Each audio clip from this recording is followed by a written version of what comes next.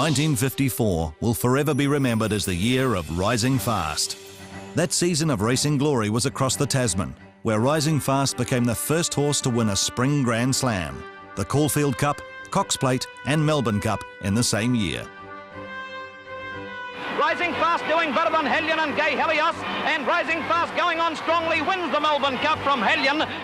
That winning sequence actually extended to 7 races in a row, including 5 Group 1s. It was an incredible run of success, and it largely came about as the result of trouble at home. Whakatane accountant Lester Spring visited the national sales at Trentham for several years before he found a horse that matched his requirements. Spring's research led him to a colt by Alonso from Faster. He wasn't deterred by a goiter near the yearling's windpipe. In fact, the benign growth probably helped keep the price down to 325 guineas. He was known as Joe to the family, but the racing name emerged from Spring's rural base. A journal declared farmers' costs were rising fast, and that was all the inspiration Spring needed. Spring was a meticulous record keeper and noted every race, winning stake, and even some of his bets involving Rising Fast.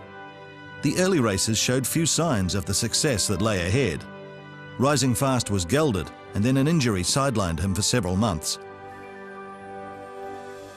Just as the potential started to emerge in late 1953, Rising Fast ran into trouble in the Te Awamutu Cup, finishing 13th out of 18 in the hands of a young rider. The trainer and jockey were suspended for not allowing Rising Fast to be ridden on his merits. Grenville Hughes took the mount in the next race at Pairoa, and Rising Fast seemed to have redeemed himself with an easy win. The public wasn't so forgiving, and Lester Spring believes an angry post-race demonstration by punters sowed the seeds of what happened next. The Waikato District Committee increased the suspensions and, surprisingly, disqualified Rising Fast for 12 months, ending his Auckland Cup hopes. Spring believed the disqualification was driven by fears of a similar demonstration in front of the Queen on Cup Day. The disqualification was lifted on appeal, but too late for the major cups. Rising Fast never raced in New Zealand again. Ironically, those problems paved the way for a successful Australian campaign. Spring says weight penalties for possible wins in the Auckland and Wellington Cups would have discouraged him from crossing the Tasman. The Australian climate worked wonders on Rising Fast's physique, and the local media soon realised a Cups contender was in their midst. New trainer Ivan Tucker was more confident, telling Spring a Cups double was possible.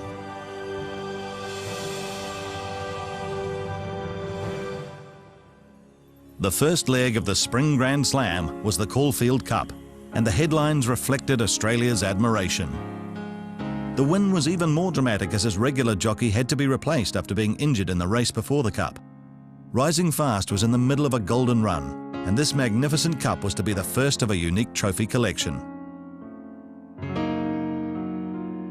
Next on the agenda was the WS Cox Plate at Moonee Valley. Rising Fast was so far ahead by the finish line, his jockey had time to look back over his shoulder for the rest of the field. This time, the trophy was silver, still precious, and about to be matched by an even bigger prize. Rising Fast was virtually unbackable by Cup Day after winning the McKinnon Stakes, and as it turned out, he was unbeatable. Now Rising Fast comes away from Gay Helios, with Hellion finishing 2 to their 1 wide out in the centre. Rising Fast doing better than Hellion and Gay Helios, and Rising Fast going on strongly wins the Melbourne Cup from Hellion. Gay Helios 3rd and 4th. These were the days before television, and New Zealanders had to rely on the radio and newspapers to convey the joy of that Spring Grand Slam. Just to round out a phenomenal carnival, Rising Fast won the Fisher Plate to take his stakes earnings in Australia to £33,000.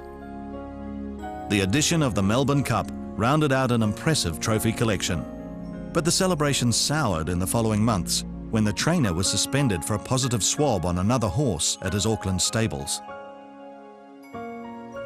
Veteran Australian trainer Fred Hoysted was set the challenge of preparing Rising Fast for a unique double.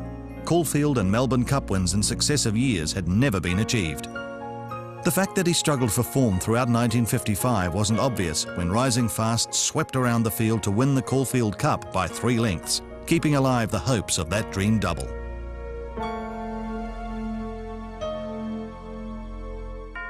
A shocking performance in the Cox Plate raised questions with officials, but the public was inspired by his second win in the McKinnon Stakes, and by the time he lined up for the Melbourne Cup, he was 2-1 favourite, despite carrying 10 stone. But now Williamson calls on the top weight, and Rising Fast is straining every muscle. Under the whip, Topperoa's holding him at bay. Williamson riding desperately on Rising Fast, but he can't make it, and it's Topperoa's cut. It's Topperoa first, Rising Fast second, Sir William third. So the dream of a unique place in racing history was shattered by Topperoa, another New Zealand horse carrying 34 pounds less. Rising Fast was buffeted throughout the 2 miles and finally had to deal with Topperoa shifting out in the final run home.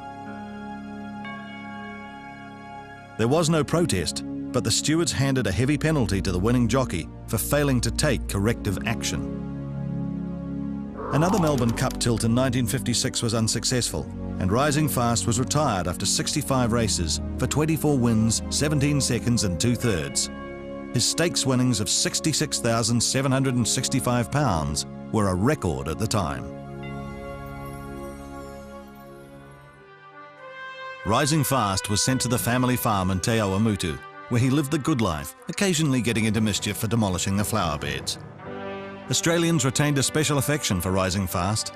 This group made a pilgrimage in 1970, and Christmas cards continued to arrive years after his last race. It was only natural then that Rising Fast was inducted into the Australian Racing Hall of Fame with the citation as one of the greatest gallopers ever to grace the Australian turf. Rising Fast passed away at 28, leaving a legacy of an exceptional record and a glittering trophy collection that only the most optimistic owners could ever hope to match.